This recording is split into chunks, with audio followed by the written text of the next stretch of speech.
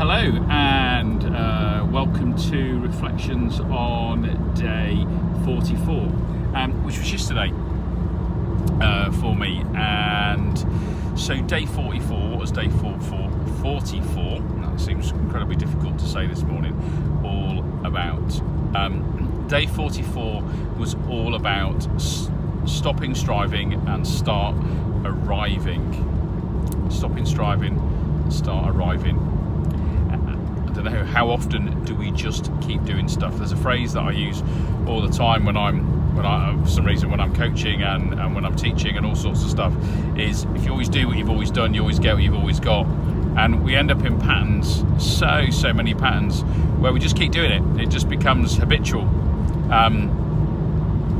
And we fall into those patterns and do the stuff that we do, and without really realising maybe sometimes the damage that they do. And of course it means that we're always in pursuit of a point, the last idea, the next idea, rather than being in the moment that we're in now.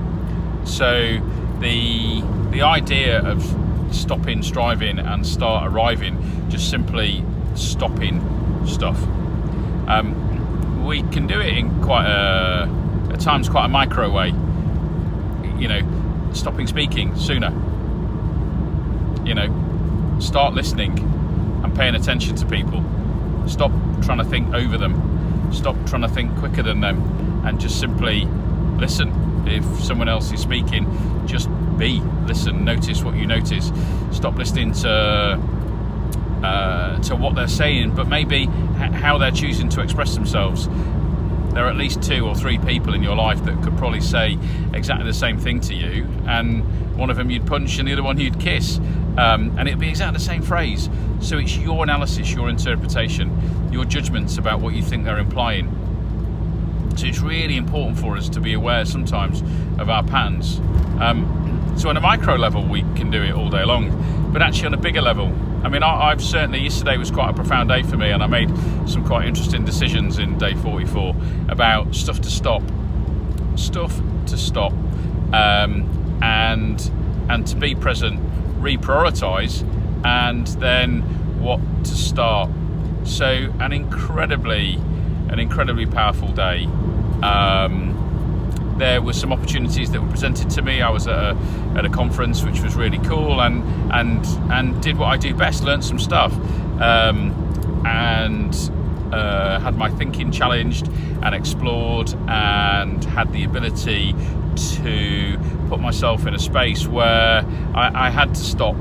And it was almost as though there was a complete uniqueness. One of the things that's really been quite synchronous about this whole experience is the lesson that's arrived, and the lesson that I've read and followed and focused on, how opportunities that day have suddenly just popped up.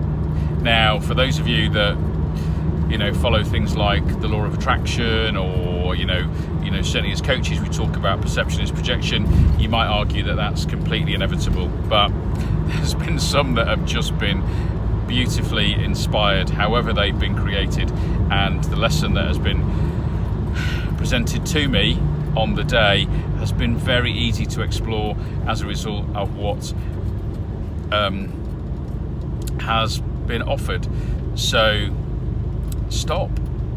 What is it you need to stop? Is it to stop beating yourself up? And is it to start to appreciate yourself?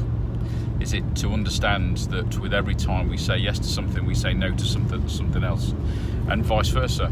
So if you turn around and say no to someone, and no to having someone maybe disrespect you or speak to you like that, are you now turning around and saying yes to your own self-respect, yes to your own sense of self-esteem, and yes to your own sense of courage and self-confidence?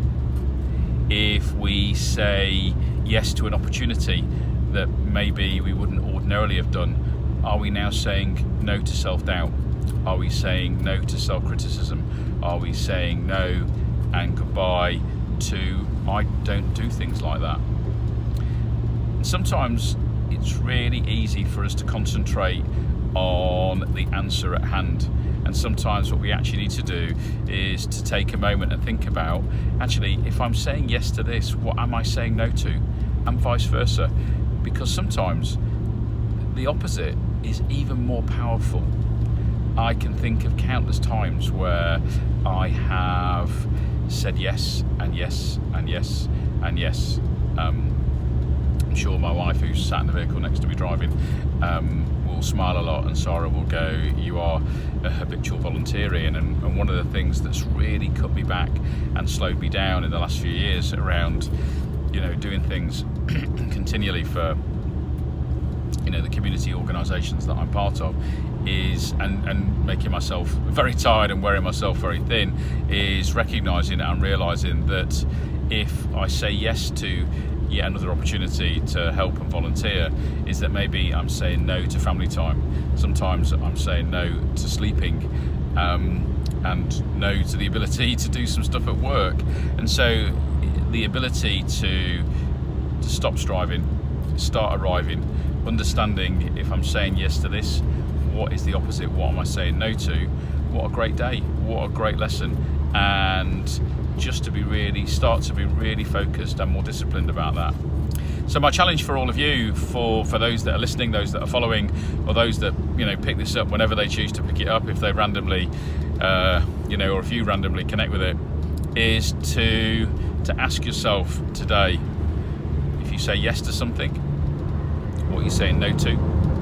And if you say no to something, flip it. What are you saying yes to? Cherish yourself. See you soon.